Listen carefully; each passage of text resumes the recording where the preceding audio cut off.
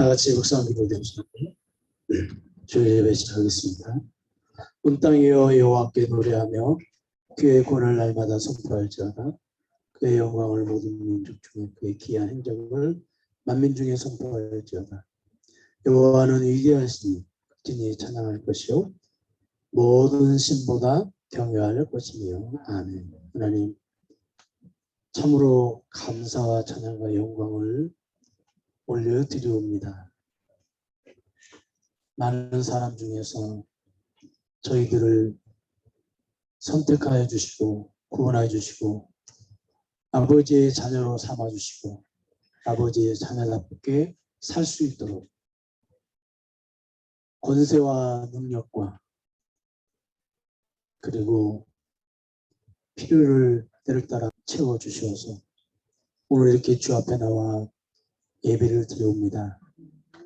저희들의 힘과 열심과 능력으로 나아가지 않게 하시고 예수 그리스도의 보혈의 공로의 피를 굳게 붙잡고 성령님의 충만하신 역사 가운데에서 저희들의 모든 생각과 저희들의 행동과 그리고 저희들의 모든 예배 순서를 온전히 의탁하고 나아가는 그런 시간이 되게 하여 주시옵소서. 성령님의 기름 부으심이 온전히 예배의 모든 순서 위에 흘러넘치기를 간절히 소원하며 예수 그리스도의 이름으로 기도하옵나이다. 아멘.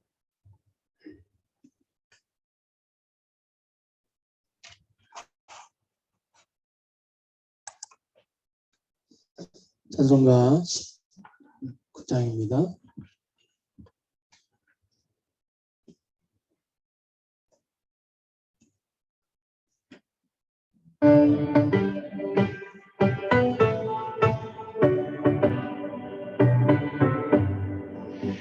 찬송하는 소리에서 사랑이 기뻐하도다. 하늘 아버지의 이름 거룩하도다. 세상 사람 찬양하자. 거룩하신 하나님께 할렐루야 할렐루야 할렐루야. 하나님의 나라 권세 영원토록 있도다. 하나님의 영광 나라 거룩하도다. 하늘 보좌에 계신 주님 세상 주관하시도다. 할렐루야 할렐루야 할렐루야. 아멘.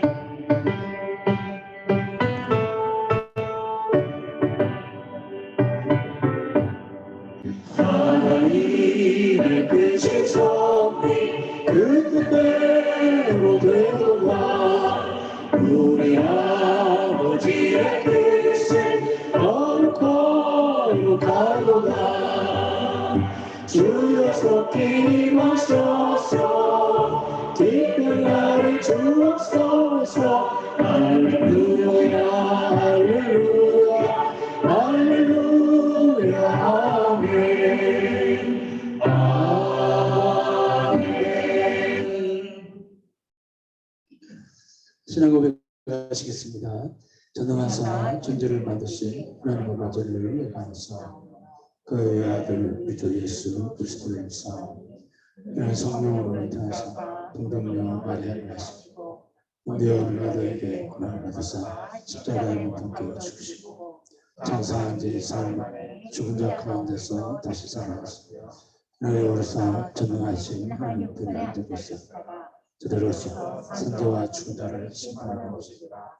성령을 믿사 거룩한 몸매와 성도가 서로를 돕는 것과 죄를 사해 주시는 것과 몸이 다시 사는 것과 영원히 사는 것을 믿사옵나이다. 아멘.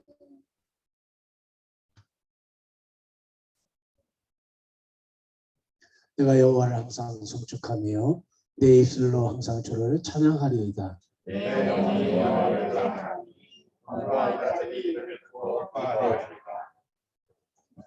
나와 함께 여호와를 광대하시다 하며 함께 그의 이름을 높이자. 내가 여호와께 간구하니 내게 응답하시고 내 모든 두려움에서 나를 건지셨도다. 이 곤고한 자가 부르짖음에 여호와께서 들으시고 그의 모든 환난에서 구원하셨도다. 여호와의 천사가 주를 경외하는 자를 불러주시고 그들을 건지시는도다. 너희는 여호와의 선하심을 맛보아 알지어다. 그에게 피하는 자는 복이 있도다. 너희 성도들아 여호와를 경외하라. 주를 경외하는 자에게는 부족함이 없도다. 죽은 사자는 공격하여 줄일지라도 여호와를 찾는 모든 좋은 것에 부족함이 없습니다. 아멘. 찬송가 521장입니다.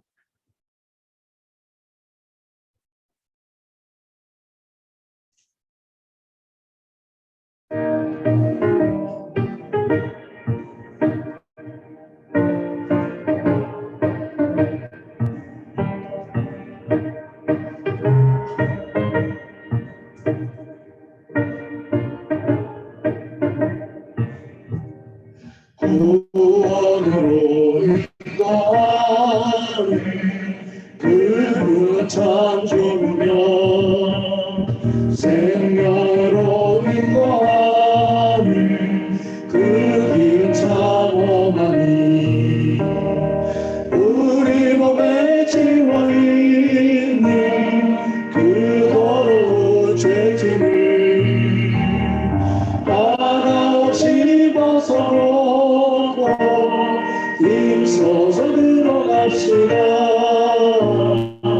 구원으로 인도하는 그 좁은 문 들어가 영생으로 인도하는 그 생명길 갑시다. 이 세상에 많은 사람 그 문으로 들어가 넓은 길로 갈지라도 멸망으로 끝나니 세상 대꾸기 여와 모두 내어 버리고 주의 말씀 순종하여 그 생명길로 갑시다. 구원으로 인도하는 그 좁은 문 들어가 영생으로 인도하는 그 생명길 갑시다.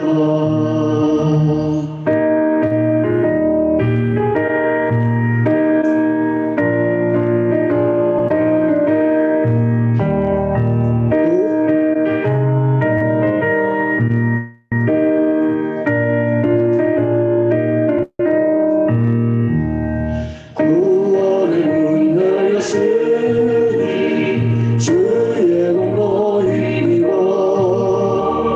주 말고 들어가서 생명길로 갑시다. 구원의 문 닫힌 후에 들어가고 싶구나. 한 번 닫힌 구원의 문 또 열려지지 않으리. 구원으로 인도하는 그 좁은 문 들어가 영생으로 인도하는 그 생명길 갑시다.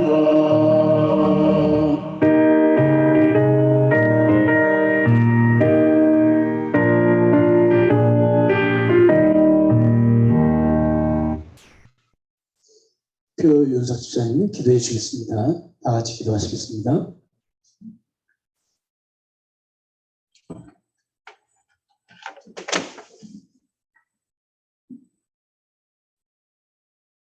기도하겠습니다.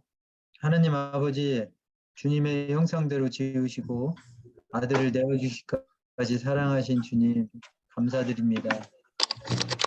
하나 삼아 주신 것도 감사한데 부활의 몸을 주시어 영원히 저희와 함께 하시는 임마누엘 하나님, 이 시간 감사와 찬양으로 예배를 드립니다. 홀로 영광 받아 주시옵소서. 하나님 아버지, 이토록 많은 은혜가 넘치도록 주었는데도 연약한 저희가 지난 한 주간도 주님의 말씀을 믿지 못한 채 세상의 염려와 이승의 자랑을 법삼아 살아있음을 고백하며 주님의 나라를 의의를 구하지 못했음을 회개합니다. 우리에게 죄 지은 자와 우리 죄를 주님의 십자가 보혈로 씻어 용서하여 주시옵소서. 또한 날마다 죄의 덫에 빠지지 않고 시험에 들지 않게 악에서 구원하여 주시옵소서. 이 시간 예배를 드리는 매 순간순간 구원의 은혜와 그 사랑과 축복이 우리의 모든 삶이 깊이 넘쳐나게 하여 주시옵고 우리의 삶이 날마다 부활을 경험하고 체험하며 더 좋은 부활을 꿈꾸며 나아가는 저희들 되게 하여 주시옵소서. 세계를 창조하신 주님, 러시아가 우크라이나 침공 전쟁을 시작으로 세계의 정세가 요동치고 있습니다. 전쟁으로 희생자가 많아지고 고통과 시련이 곳곳에서 들려오고 있습니다. 어린아이와 고아와 가부, 약한 자를 불쌍히 여기시는 하나님께서 하루빨리 전쟁이 끝이 나게 하시고 우크라이나의 평안이 찾아오고 세계가 안정되게 은혜를 베풀어 주시옵소서. 또한 우리는 여전히 연약하여서 여러 가지 문제 앞에서 기도하지 않을 수 없습니다. 골방에서 날마다 주님과 기도로 호흡하게 하시고 말씀의 영적 양식을 먹으며 대적마귀 미혹되지 않도록 무장되게 하시고 날마다 새롭게 강건하게 하여 주시옵소서. 이제 시작된 코로나 감염자로 인해 더욱 고통받고 있는 북한의 주민이 백성들을 불쌍히 여겨주시고 이 지구상에서 코로나가 완전히 소멸되게 하여 주시옵소서. 남과 북이 하루빨리 통일이 이루어지길 또한 간절히 소원하며 기도합니다. 세종사랑교회를 위해 기도합니다. 교회의 어르신들이 건강을 보살펴 주시옵소서. 주님을 만나는 그날까지 건강한 모습으로 하나님을 예배하는 은혜를 내려 주시옵소서. 교회의 아이들이 각 가정에서 주님의 말씀으로 양육되어지기를 원합니다. 이 세상에서 주님의 자녀들이 주님의 공의와 정의와 정직으로 빛과 소금이 되게 하여 주시어 많은 사람을 주님에게로 돌아오게 하는 사명자로 살게 하여 주시옵소서. 오늘도 말씀을 전하는 목사님께 성령의 은혜와 진리가 충만하게 하시옵소서. 이 말씀을 통하여 우리 모두의 심령에 듣는 마음을 열어주시고 이 말씀을 생명처럼 사모하여 하나님의 사랑으로 온전하게 되며 모든 일을 선하게 행할 수 있는 능력을 갖추게 하여 주시옵소서. 보이지 않는 곳에서 헌신하며 봉사하는 세종 사랑의 교회의 손길들을 기억하여 주시옵소서. 주께서 은혜와 자비로 축복하여 주시옵소서. 예배에 참석하지 못한 성도들에게도 동일한 은혜를 베풀어 주시어 주님의 성령이 함께 하시길 간절히 원하오며 임마누엘 예수님 이름으로 기도드렸습니다. 아멘.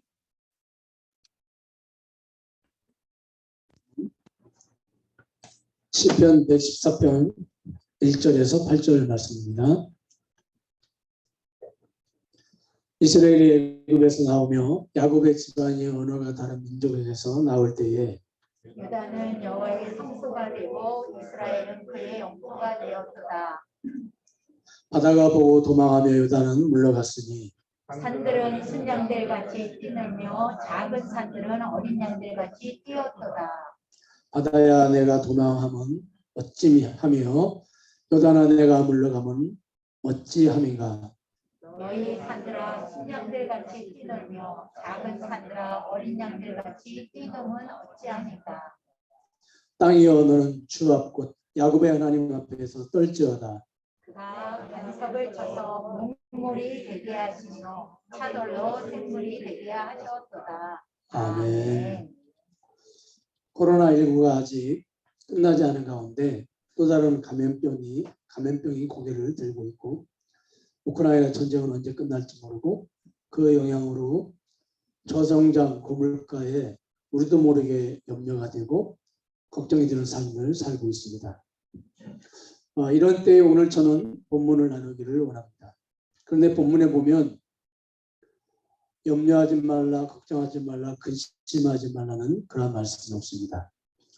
본문은 애굽에서 이스라엘 백성들을 하신 하나님을 찬양하는 내용이 기록이 되어 있습니다.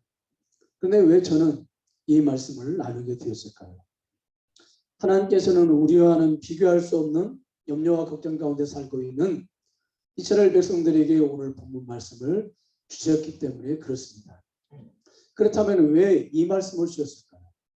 본문을 중심으로 함께 고민하는 시간을 가지도록 하겠습니다. 오늘 본문은 출애굽 사건을 기록한 시입니다. 출애굽 사건은 시편에서 가장 자주 등장하는 주제입니다. 오늘 본문 시편 114편을 우리가 한번 보면 7절 한 절만 제외하고 모든 구절들이 비슷한 내용을 조금 다르게 두 번씩 표현을 하고 있습니다. 1절을 우리가 예로 보면은 이스라엘이 애굽에서 나오며 이 표현이 있고요. 야곱의 집이 방언이 다른 민족에게서 나올 때 이 두 구절이 다르게 표현되었지만 사실 같은 내용을 다르게 말하고 있을 뿐입니다. 이스라엘이 애굽에서 나오게 되었다. 언어가 다른 민족에게서 나왔다. 같은 말이죠. 애굽을 말하는 겁니다. 이처럼 같은 표현법을 이렇게 반복해서 표현하는 것을 대꾸법이라고 하는데 이 대꾸법은 어떤 내용을 강조할 때 그 내용이 너무도 중요하기 때문에 그 내용을 강조할 때 사용하는 그런 어법입니다. 그렇기 때문에 우리가 이 말씀이 이 내용이 얼마나 중요한지 한번 깊게 생각을 하면서 우리가 함께 나누는 시간을 갖도록 하겠습니다. 우리가 1절을 보면은 이스라엘이 애굽에서 나오며 야곱의 집안이 언어가 다른 민족에게서 나올 때에 주께서 주의 백성들을 애굽에서 나오게 해 주셨다는 것입니다. 여러분 우리가 1절 말씀을 읽을 때에 어떤 느낌이나 감동이 있으십니까? 우리는 솔직히 이 1절 말씀을 읽을 때에 어떤 감동이나 느낌 또 우리 마음에 닿는 것이 좀 많이 부족하죠. 사실 하나님 말씀을 여러 형태로 우리에게 주셨는데 이게 시의 형태로 우리에게 주신 것은 눈으로 그리고 머리로 읽는 차원이 아니고 정말로 우리 마음에 우리가 이 말씀을 통해서 감동을 받기를 원하셔서 시의 형태로 우리에게 주셨거든요. 이 말씀이 감동이 사실 많이 되지 않는 것은 우리가 부인할 수가 없습니다. 그런데 유대인들은 이 말씀을 읽을 때에 마음에 와서 진하게 닿는 것이 닿는 정도가 아니라 그들에게는 감동과 감화와 찬양이 절로 나오는 말씀입니다. 이 1절의 말씀. 왜 그럴까요? 그들이 애굽에서 어떤 삶을 살았고 그들이 애굽에서 나올 때 어떤 일들이 일어나는지 그들은 너무도 잘 알고 있었기 때문에 그렇습니다. 그들이 애굽에 있을 때 어떤 삶을 살았습니까? 그들의 애굽에서의 삶을 모세는 한마디로 이렇게 표현을 합니다. 출애굽기 2장 23절에서 25절을 보니까 우리 한번 같이 읽겠습니다. 시작.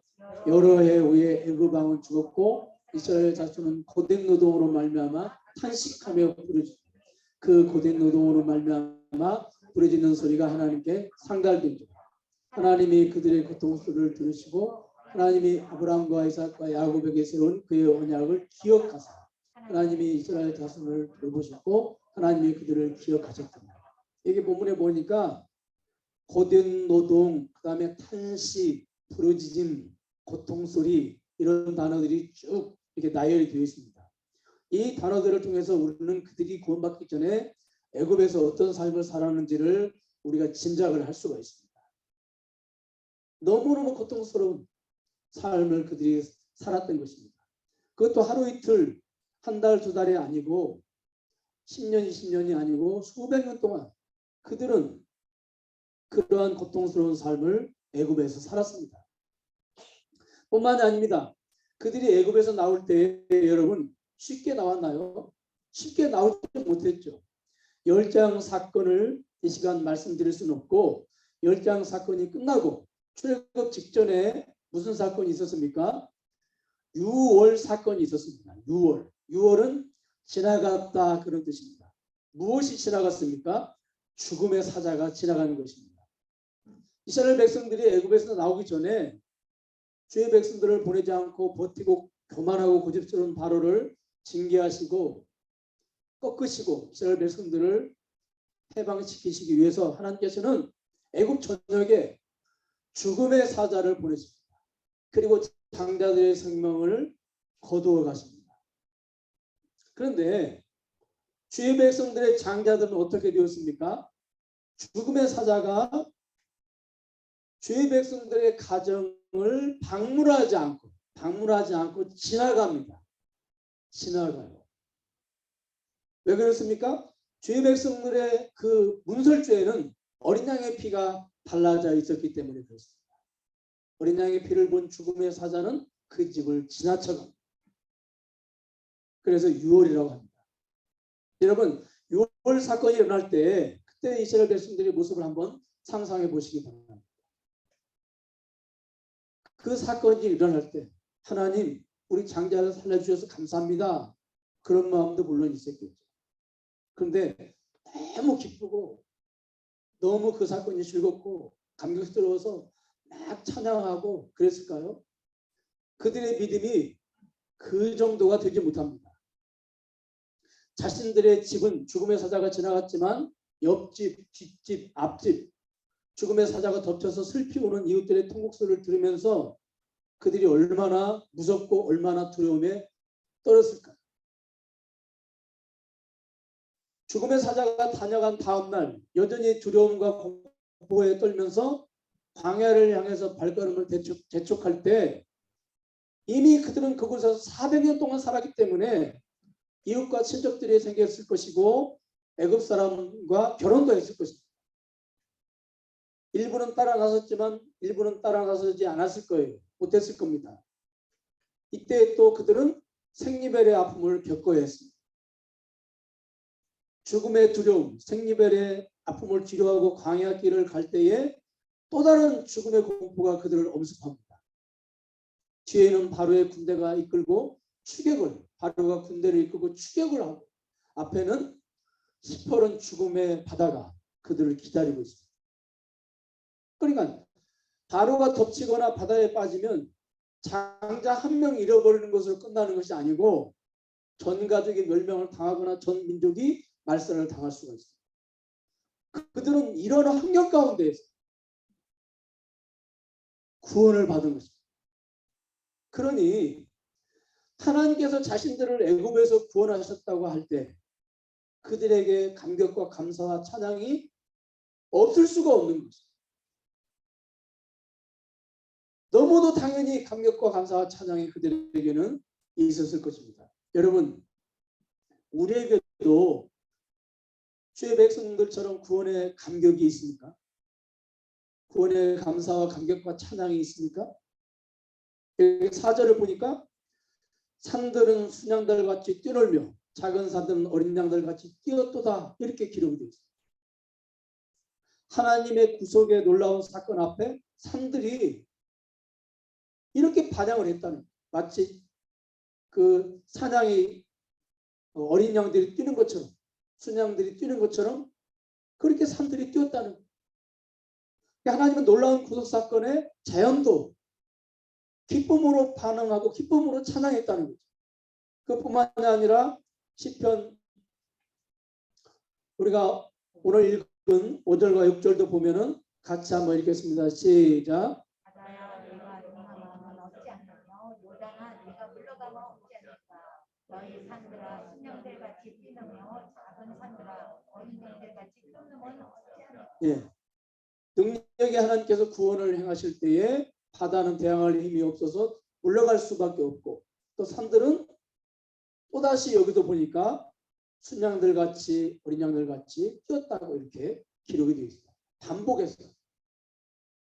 그러니까 이렇게 자연들도 하나님의 구원에 감동하고 감격해서 이렇게 기뻐했는데 이렇게 뛰었는데 하물며 사람이 하나님의 구원에 얼마나 감격해야 되고 얼마나 감사해야 되고 얼마나 찬양해야 되겠느냐는 말.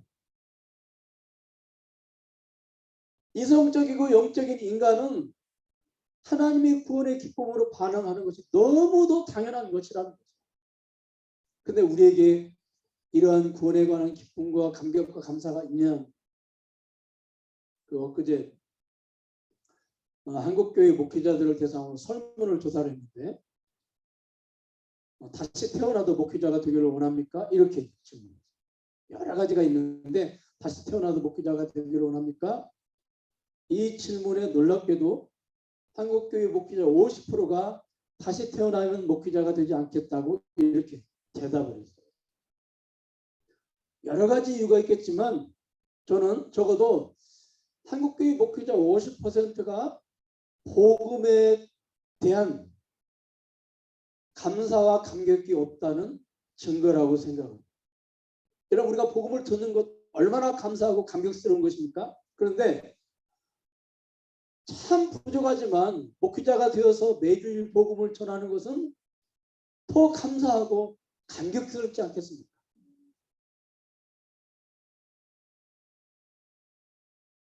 그렇다면 여러분, 우리에게 왜 구원의 감격이 없습니까?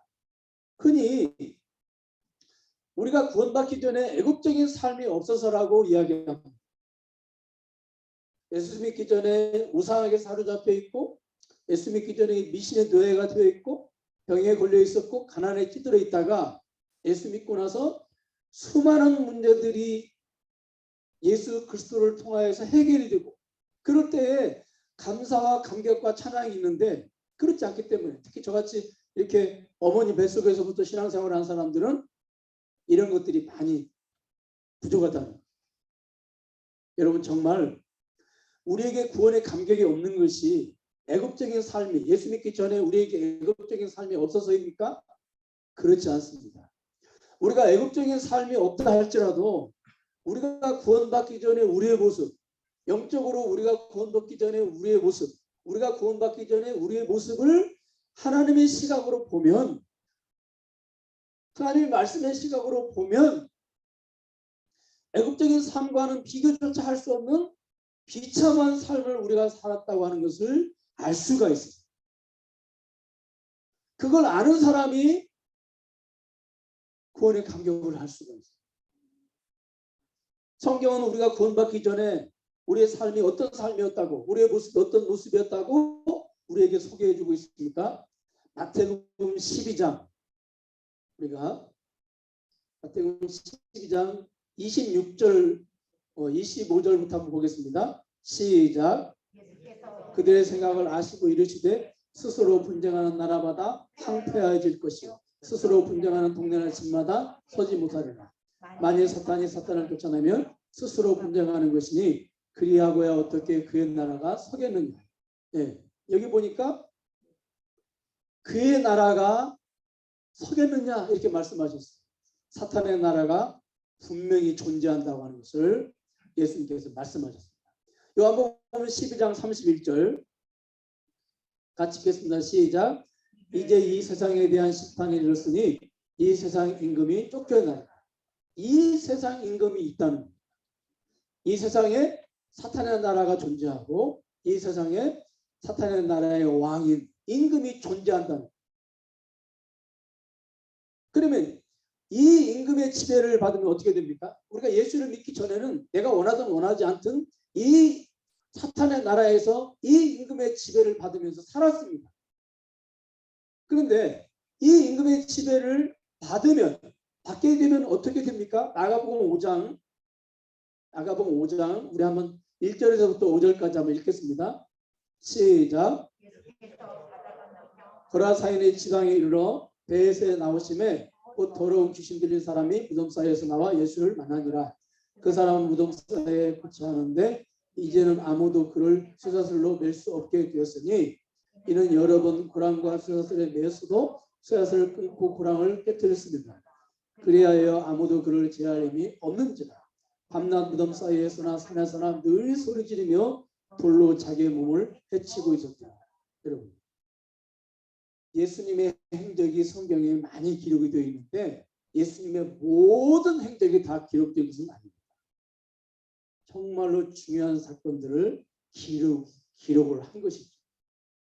그런데 이 사건을 정말로 우리가 상상하기도 끔찍한 이 사건을 성경은 기록을 했어요. 왜 기록을 했을까요? 바로 이 모습이 사탄의 지배 아래에 있는 우리의 모습입니다. 사탄의 지배 아래에 있는 우리의 모습이 이 모습, 예수 믿기 전에 사탄의 지배 아래에 있었던 이 모습, 애굽의 통찰, 애굽의 바로의 통치 아래에 있었던 이스라엘 백성들의 모습과는 비교도 안 되는 이 처참한 모습이 우리의 모습이었다고 하는 것이 여러분 믿겨지십니까? 믿겨지지 않죠. 왜냐하면 너무도 멋지니까, 너무도 건강하고, 너무도 멋있고, 너무도 잘 살고 있고, 너무도 문제없이 사는 것처럼 보이니까. 그런데 하나님의 시각으로 그 사탄의 지배 아래에 있는 사람들의 모습을 보니까 어떻습니까? 계시록 3장 17절. 계시록 3장 17절에 보니까 이렇게 기록이 되어 있습니다. 내가 말하기를 내가 부자라 부유하여 부족한 것이 없다 하나 내 곤고한 것과 가련한 것과 따라하겠습니다. 가련한 것과 가난한 것과 눈먼 것과 벌거벗은 것을 알지 못하는도다. 나는 부자라 부유하여 부족한 것이 없다 하나. 네, 너무 멋있어요. 부족한 것이 없었고. 그런데 하나님의 시각으로 보니까 그 실체를 보니까 가련한 것과 가난한 것과 눈먼 것과 벌거벗은 것. 이게 사탄의 지배 아래에 있는 백성들의 모습입니다. 여러분 우리가 사탄의 지배 아래에 있는 백성들의 모습을 보고 정말로 괜찮다, 멋있다 이렇게 생각하면 안 됩니다. 적어도 예수 믿는 사람들, 말씀의 지배를 받고 있는 사람들, 성령님과 함께 살아가는 여러분과 저는 안 믿는 사람들을 그렇게 보면 안 됩니다. 아니, 그렇게 보이면 안 됩니다. 근데 그렇게 보이면 절대 전도할 수 없어요. 왜? 불쌍한 마음이 들지 않잖아요. 그렇죠? 근데 그렇게 안 보여야 되거든요. 아니, 그렇게 보여야 되거든요. 그렇게 안 보인다면 지금 우리가 예수를 믿긴 하지만 내가 지금 어떤 가치관을 가지고 살고 있는지 금방 우리가 알 수가 있는. 그 사람들이, 믿지 않는 사람들이 우리 눈에 멋있게 보이고 괜찮게 보이고 부러워 보이면 내가 지금 예수 믿는다고 하지만 나의 가치관은 굉장히 세속화되어 있는, 하나님 나라 가치관, 성서적인 가치관으로 내가 지금 붙잡힌 바 되어 있지 않는 것입니다. 여러분 예수 믿고 뭐 술 담배 끊고 예수 믿고 좀 착해지면 그게 예수를 잘 믿는 것입니까? 그렇지 않습니다. 가치관이 바뀌어야 되죠. 예, 가치관. 저는 겉으로 볼 때는 뭐 대단한 권력을 가지고 엄청난 물질을 가지고 그 권력을 휘두르고 그리고 그런 사람들이 하는 생각하는 거 말하는 거 그런 사람들이 하는 행동을 보면은 참 영적인 눈으로 보면은 야 성경 말씀이 맞구나. 마치 무덤 사이에서 쇠사슬에 매여가지고 그렇죠. 밤낮으로 부르짖는 그 사람의 모습이 이렇게 보이는 겁니다. 네, 보이는 거. 그게 보여야 되죠. 그게 바로 우리가 예수 믿기 전에 우리의 모습이었어요. 우리의 모습. 그래서 여러분 골로새서 기자는 골로새 1장 13절에서 이렇게 기록이 되어 있습니다. 골로새 1장 여기 보면 그가 우리를 흑암의 권세에서 건져내셨다. 여러분 하나님 나라에서 우리를 사랑의 나라로 사탄의 나라에서 하나님의 나라로 옮기셨다 이렇게 말씀하시지 않고 흑암의 권세에서 이 흑암이라는 말은 사탄의 지배 아래 왜 이 흑암의 권세에서 건져냈다고 했을까요? 이건 상징적인 표현이죠. 상징적인 표현. 이 장애를 가진 분들이 다 고통스러운 삶을 살고 있습니다. 그런데 가장 불쌍하고 가장 불행한 장애를 가지고 있는 분 누굽니까? 시각장애인. 그렇죠? 시각장애. 가장 불쌍하죠. 그러니까 여러분 예수를 믿기 전에 우리의 모습이 바로 이런 모습이었다. 그래서 흑암의 권세라고. 그냥 권세라고 하지 않고 흑암의 권세. 그러니까 애국적인 삶과는 비교도 안 되는 삶 가운데 우리가 살고 있었어요. 예수 믿는 분들 간증하는 거 보면은 꼭 예수 믿기 전에 내가 얼마나 가난한 줄 아느냐, 내가 얼마나 많은 질병 가운데 고통을 당한 줄 아느냐, 내가 얼마나 예수 믿기 전에 내 마음의 상처가 많은 줄 아느냐. 근데 예수 믿고 나서 이렇게 변했다. 늘 그런 간증을 듣고 우리가 살기 때문에 우리는 항상 예수 믿기 전에 삶을 애국적인 관점에서만 보고 그게 나에게 없을 때 내가 구원받았다고 할 때 그런 구원의 감격이 없는 거예요. 여러분 이건 차별이 없어요. 누구에게나 예수 믿기 전에 이 모습은 성경에서 아주 그냥 조금 제가 이게 조금 소개한 거죠. 사실은. 여러분 구원이 무엇입니까? 주의 백성들을 애굽 나라에서 나오게 하시는 것, 이것이 구원이죠. 그렇다면은 왜 나오게 하십니까? 그게 구원의 전부입니까? 아니죠. 목적은 따로 있습니다. 어디에 있습니까? 2절 보겠습니다. 같이 읽겠습니다. 시작. 유다는 여호와의 성소가 되고 이스라엘은 그의 영토가 되었도다. 아멘.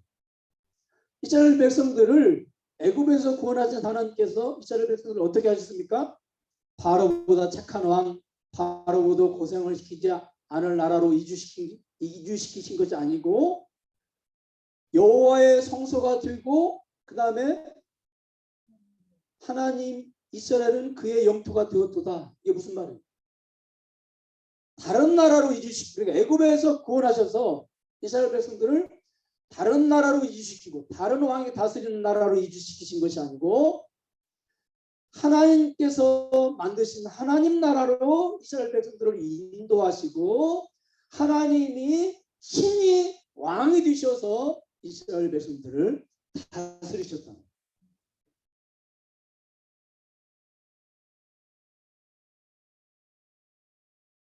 400년 동안 압제를 당하던 이스라엘 백성들, 바로보다 선한 왕, 애굽보다 좋은 나라로 이주를 시키셔도 너무너무 감사하고 감격할 일인데 딴 나라로 보내시지 않고 딴 왕으로 보내시지 않고 하나님께서 신이 왕이 되시고 신이 만드신 나라로 이스라엘 백성들을 인도하셨어요.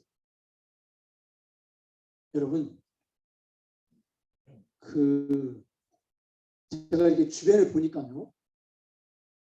예수 믿기 전에 다른 종교를 가지고 있던 분들이 우리는 보통 그냥 우리는 어떻게 생각합니까?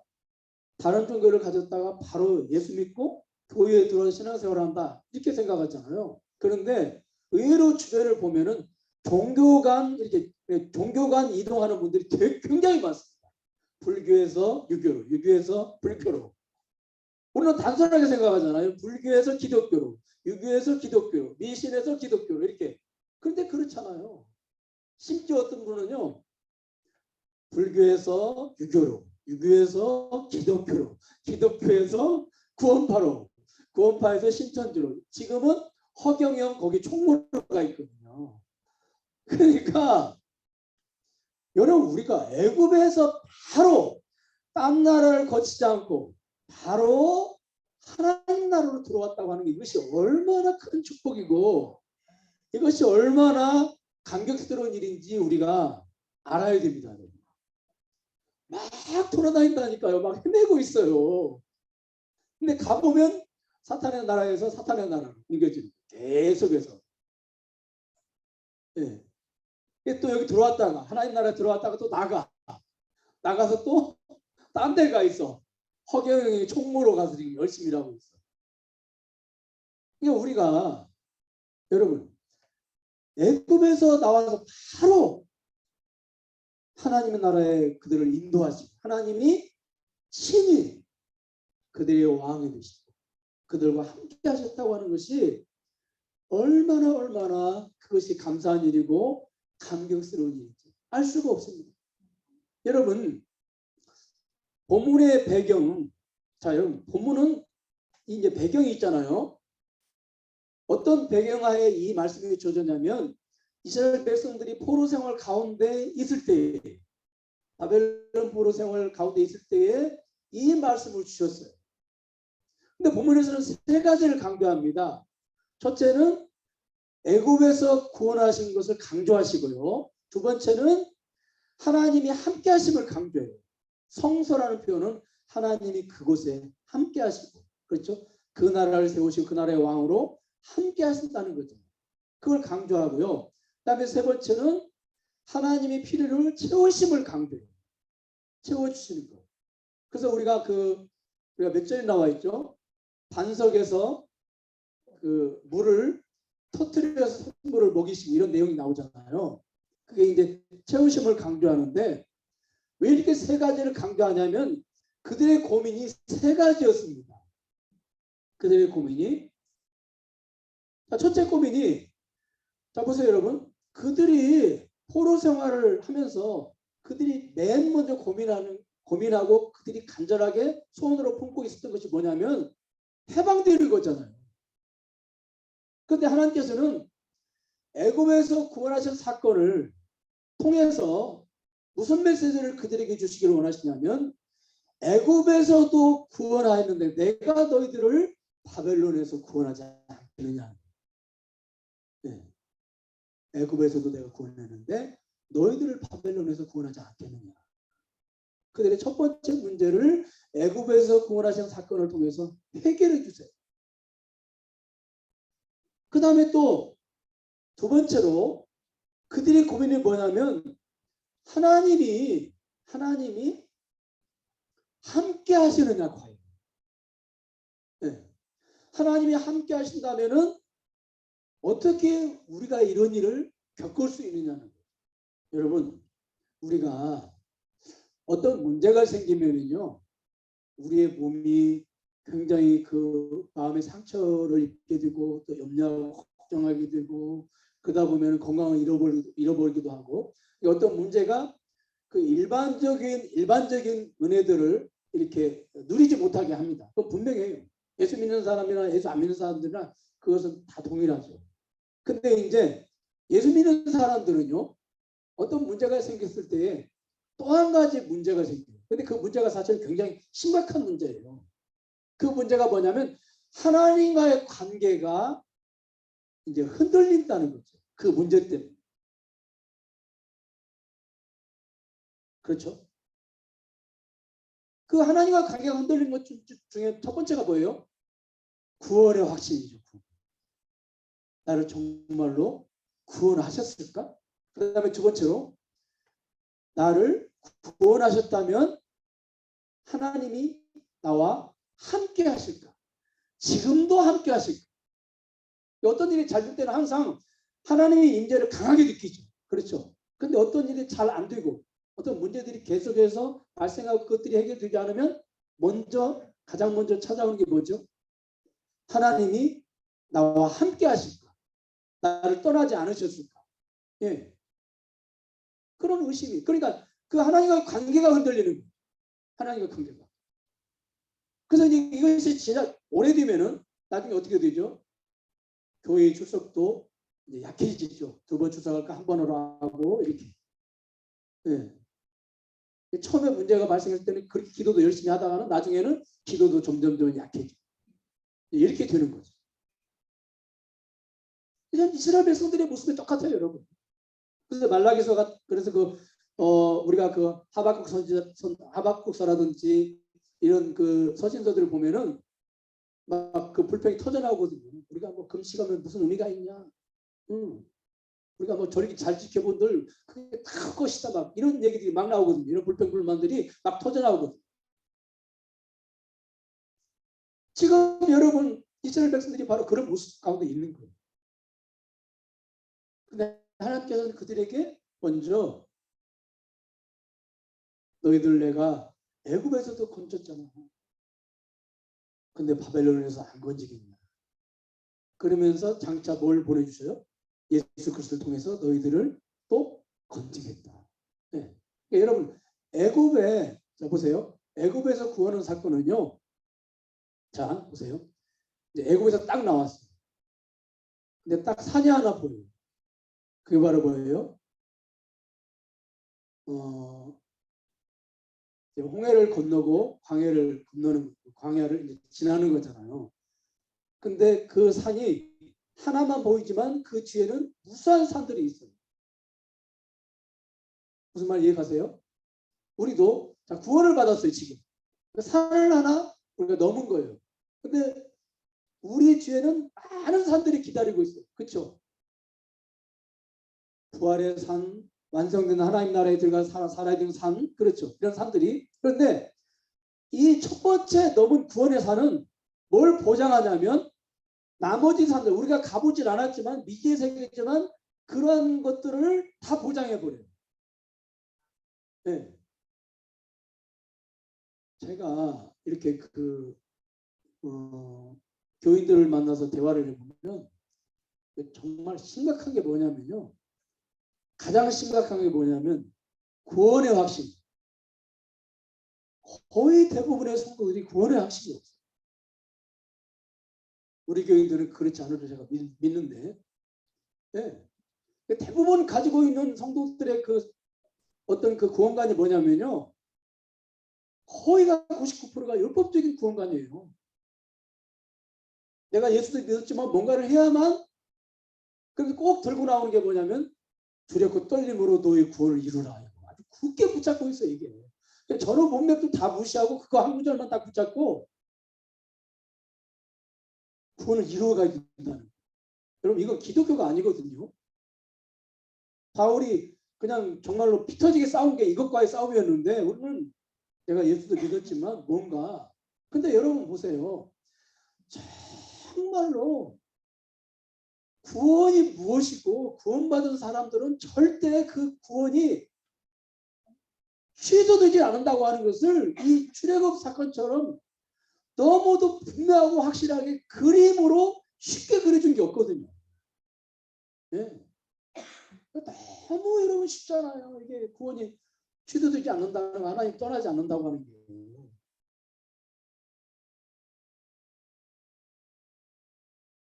한번 생각을 해보세요. 구원이 뭔가를 그림으로 그리죠. 애굽이 어떤 나라예요? 사탄이 다스리는 나라. 애굽에서 나올 때 어떻게 나왔어요? 열제하고 나왔나요? 아니죠. 어린 양의 피로 나왔잖아요. 어린 양의 피는 예수 그리스도를 통해서 우리가 구원받았어요. 그렇죠? 그래서 홍해를 건넌 사건을 이제 서신서에서는 세례다 이렇게 표현을 하는데 사실은 이미 어린 양의 피로 구원을 받은 거죠. 세례 받아서 구원받은 게 아니죠. 그러면 자 여러분 보세요. 그림을 한번 그려보세요. 애굽 사탄의 나라 니꼬로 응? 바로 사탄 니꼬로 자 어린 양의 피 니꼬로 예수 그리스도 나왔어요. 그림을 그려보시라고요. 이 그림 평생 가지고 가시라고요. 나왔어요. 홍해를 건넜어요. 자 보세요. 애굽에서 나온 것 그 순간부터 어디로 들어간 거예요? 하나님 나라에 들어온 거예요. 그렇죠? 근데 애굽은 상징적인 사탄의 나라예요. 그럼 자 보세요. 여러분. 이스라엘 백성들이 그렇게 애굽으로 다시 들어가기를 원했지만 왜 애굽으로 들어가지 못했을까? 뭐 때문에? 홍해 때문에. 홍해 때문에. 그러니까 여러분 보세요. 애굽으로 다시 들어가고 싶어도 못 들어가요. 왜? 홍해 때문에. 홍해 때문에. 바로도 쫓아와요. 그런데 덮치지는 못해요. 왜? 홍해 때문에. 사탄이 우리를 유혹할 수는 있지만 우리를 완전히 망하게 덮치지는 못해요. 왜? 홍해 때문에. 우리도 다시 애굽으로 돌아가고 싶어도 돌아갈 수가 없어요. 왜? 홍해 때문에. 이제 그림이 그려지세요. 그림이. 그리고 오늘 본문에 보니까 이제 어떤 말씀이 나오냐면요. 3절에 보세요. 같이 읽겠습니다. 읽겠습니다. 시작. 같이 읽겠습니다. 시작. 바다가 보고 도망하며 요단은 물러갔습니다.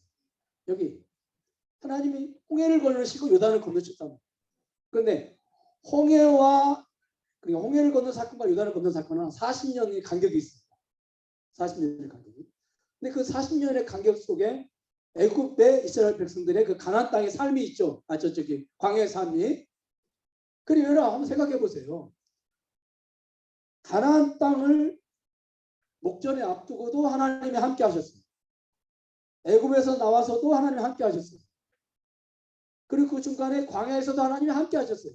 그런데 이스라엘 백성들의 광야의 생활을 보면 하나님의 은혜가 아니면 함께 할 수가 없어요. 그렇죠? 얼마나 하나님 섬긴다고 하면서도 우상 섬기고 뭐 간음하고 그런 일들이 반복해서 일어났잖아요. 근데 하나님 떠나지 않으셨어요. 왜 그래요? 하나님은 함께 하시되 영원히 함께 하실 분이에요. 하나님은 광야에서도 함께 하셨고 홍해를 건널 때도 함께 하셨고 광야를 건널 때도 함께 하셨고 요단을 건너서도 함께 하셨고 가나안 땅에서도 함께 하셨고 지금 애굽에서도 하나님은 함께 하십니다.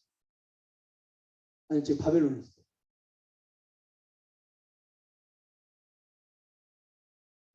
여러분 그래서요. 보세요. 성경은 우리에게 그러니까 우리가 걱정하고 염려할 때에 내가 너에게 먹을 걸 줄게. 걱정하지 마. 앞으로 뭐 3년 후면은 뭐 그 문제 해결될 거야. 이렇게 말씀하시지 않고 항상 무슨 말씀을 하시냐면 구원에 관한 말씀을 하시고 그 다음에 하나님이 함께 하심을 말씀하세요. 이게 어떻게 보면은요 굉장히 물과 기름처럼 안 맞는 이야기처럼 그렇게 들려져요. 근데 결코 이것이 안 맞는 이야기가 아니에요.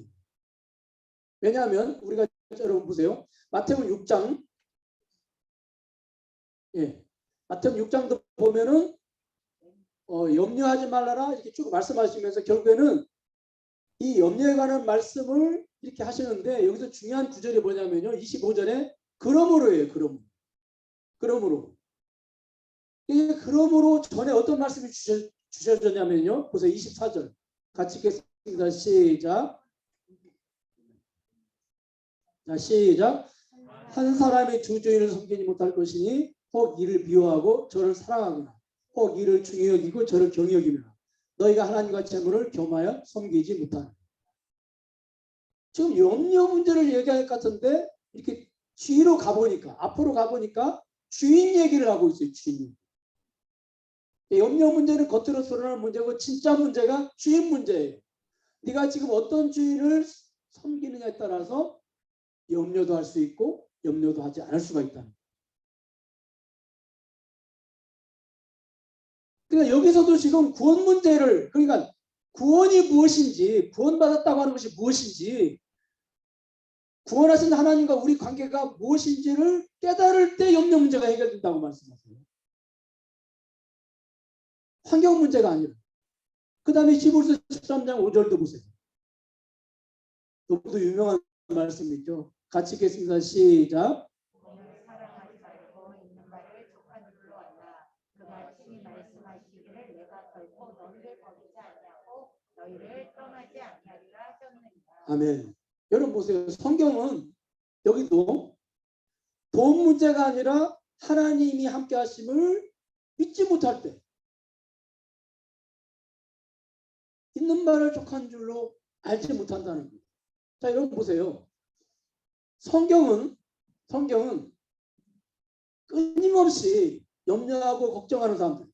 너희는 마음에 근심하지 말고 염려하지 말라. 그러면서 왜 구체적으로 어떤 말씀을 해주시는 것이 아니라 하나님을 믿으니 또 나를 믿으라. 이렇게 말씀하세요. 참 이거 답답할 노릇 아닙니까, 여러분? 저는 그냥 될 수만 있으면 이제 좀 구성 여사 가운데에서 제가 이렇게 말씀을 전하려고 애를 쓰고 몸부림을 쳐요. 왜냐하면 그걸 벗어나 버리면 이건 도덕이고 윤리고 그냥 교훈이고 철학이거든요. 성경 말씀이 이게 이게 하나님의 구속 역사라고 하는 그 구속 역사라고 하는 자동차가 지금 이렇게 이제 구속 역사라고 하는 길 위를 하나님 말씀이라고 하는 자동차가 이렇게 달려가도록 이렇게 해놓은 거거든요. 근데 제가 거기서 벗어나 버리면 이건 하나님 말씀이 아닌 거거든요. 그래서 그냥 할 수만 있으면 부족하지만 할 수만 있으면 그냥 이렇게 구속 역사 가운데서 말씀을 전하려고 제가 애를 써요.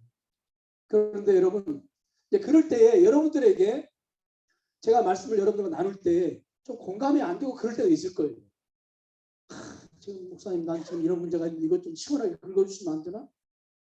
막 그런 어떤 생각도 가지고 계실 거예요. 그런데 여러분 보세요. 성경은 우리가 당면한 문제를 시원하게 긁어주지 않고 항상 어디로 가냐면 구원 문제를 가고요. 네. 그 다음에 항상 하나님이 함께 하시는 그 문제를 가요. 항상. 그거 왜 그럴까요? 여러분 우리의 모든 문제는 사실은 어디에 있어요? 하나님과 분리기, 다시 말해서 범죄함으로 하나님과 분리된 결과입니다. 그래서 예수님께서도 너희들은 가지고 나는 줄기다 이렇게 말씀하시면서 너희들이 줄기에서 벗어났는데 내가 와서 다시 너희들을 하나님과 접붙여줬다 그런 말씀하시거든요. 그러니까 성경은 어떤 지역적인 문제 몇 가지를 해결하려고 하시는 것이 아니라 항상 어떤 문제를 근본적인 문제를 해결하시는 근본적인 문제. 그래서 여러분 꼭 우리가 기억해야 될 것은요. 예수 믿고 부활하시고 성령님이 충만히 역사하시고 이런 것 따로 내 생활 따로 이게 여러분 분리가 된 게 아니에요. 이게 한 덩어리라니까요. 그냥 하나라니까요. 그러니까 하나님은 항상 구속 역사 가운데서 우리의 필요도 채워주신다고 그러고 항상 우리 구속 역사 가운데서 우리의 문제도 해결해 주신다고 하시지 따로따로 말씀하신 적이 없어요. 문제는 내가 문제가 있는 거예요. 구원이 뭔지 구원받은 자가 하나님과의 관계에서 어떤 관계인지 그걸 모르는 내가 문제라니까요. 여러분 아들을 내어주시니까 아들과 함께 모든 것을 은사를 주지 않겠느냐? 이게 정말로 감동이 돼요. 이게 감격이 돼요.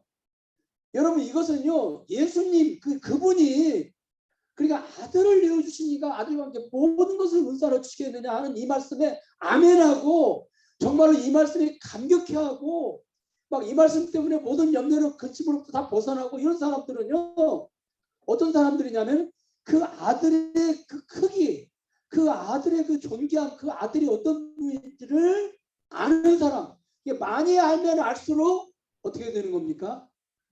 벗어나는 거죠. 그러니까 구속 역사 가운데서 아들을 주셨다는 것은 아들 뒤에 모든 것들이 보장이 되어 있는 거예요. 여러분. 부활의 은혜를 주신 거 그것보다 더 큰 것이 어디 있어요. 근데 그걸 주시겠다고 약속. 그러니까 여러분 보세요. 첫 열매. 자, 예수님이 첫 열매고 우리는 이제 두 번째 세 번째 열매가 될 거라고요. 근데 우리 몸만 두 번째 세 번째 열매가 될 것이 아니라 그 안에는 뭐가 보장이 되냐면 우리 삶 속에 예수님의 그 자녀들 하나님의 자녀들이 살아가는 데에 이 삶 가운데에 우리 먹고 마시는 거 입는 거 이런 모든 것들이 그 안에 다 보장이 되어 있다니까요. 근데 그걸 모르니까 이스라엘 백성들은 맨날 불평하고 원망하고 우리 오이 좀 먹었으면 좋겠다 마늘 좀 먹었으면 좋겠다 그렇게 하는 것이죠. 여러분 저는 말씀을 맺겠습니다. 하나님께서 지금 바벨론 포로 가운데서 고통스러워하고 있는 그들에게 내가 너희를 2년 후에 해방시켜주겠다 이렇게 말씀하시지 않고 어떤 면에서는 정말로 하나님 너무도 우리하고는 정말로 그렇게 거리가 떨어져 있는 우리하고는 상관없는 말씀을 주시네요 하는 것 같지만 전혀 그게 아니더라는 얘기죠. 구원의 문제를 말씀하시고 임마누엘 신앙에 관해서 말씀하시고 그러면서 자연스럽게 뭐가 나와요? 광야에서 너희들 먹이지 않았느냐. 그렇게 뭘 먹을 수 없는 특히 광야에서 물 얼마나 구하기가 힘들어요. 그런 환경에서도 먹였는데 내가 너희를 바벨론에서 안 모이겠느냐. 그 말씀 하시는 거죠. 항상 근본적인 문제로 문제 앞에 우리를 세우시는 거예요. 그래서 여러분 그것만 해결되면 나머지는 다 해결되는 거예요. 근데 우리는 항상 그냥 지역적인 것만 붙잡고 그래서 여러분 우리가 사실은 정말로 늘 하나님 말씀이나 아니면 이 성경을 통해서 우리가 붙잡아야 될 것이 바로 뭐예요? 다른 거 아니에요, 여러분. 복음이에요. 네. 복음 붙잡으면 다른 건 그냥 자연스럽게 다 해결이 되는 거예요. 그걸 우리가 꼭 기억을 하셔야 되겠습니다. 기도하겠습니다. 하나님, 포로 생활에서 고통당하는 이스라엘 백성들에게 하나님께서는 구체적으로 해방을 약속하시는 것이 아니라 이스라엘 백성들의 애굽에서 구원받은 하나님께서 그들이 왕이 되시고 그들이 하나님 나라에서 영원히 살게 되고 그리고 광야에서 그들을 먹이신 사건을 말씀하십니다. 하나님은 당장 당면한 문제를 해결하는 말씀을 하시는 것이 아니고 본질적이고 근본적인 문제를 해결하시는 말씀을 주신 것을 우리가 보게 됩니다. 오늘 우리가 염려하고 걱정하고 근심할 때마다 우리는 당장 해결해야 될 것들, 당장 필요한 것들을 우리는 해결하기 위해서 그것을 붙잡고 몸부림을 칩니다. 그러나 진정으로 우리가 붙잡아야 될 것은 구원이 무엇인지, 우리를 구원하신 그분이 누구신지, 그분과 우리의 관계가 어떤 관계인지, 왜 그분은 우리에게 예수 그리스도를 주시고 부활을 약속하시고 또 우리를 이 구원의 역사 가운데에서 살게 하셨는지, 이런 것들을 우리가 깨달을 때에 모든 문제들이 자연스럽게 다 해결되어진다고 하는 것을 우리가 잊지 말게 하여 주시옵소서. 그래서 우리가 진정으로 근본적인 것, 본질적인 것들을 우리가 늘 사모하고 붙잡을 수 있도록 하나님 은혜를 내려 주시옵소서. 오늘 또 우리가 귀한 것을 물질로 드렸습니다. 돈으로 불만족하지 말고 있는 것으로 만족해라.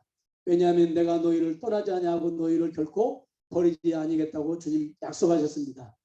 이 약속의 말씀을 우리가 굳게 붙잡고 하나님 돈으로부터 우리가 해방되게 해 주시옵소서. 돈의 지배를 당하는 삶이 아니라 돈을 지배하는 삶. 그래서 하나님 나라의 거룩한 부자로 우리가 쓰임받는 그런 저희들이 될 수 있도록 하나님 은총을 내려 주시옵소서.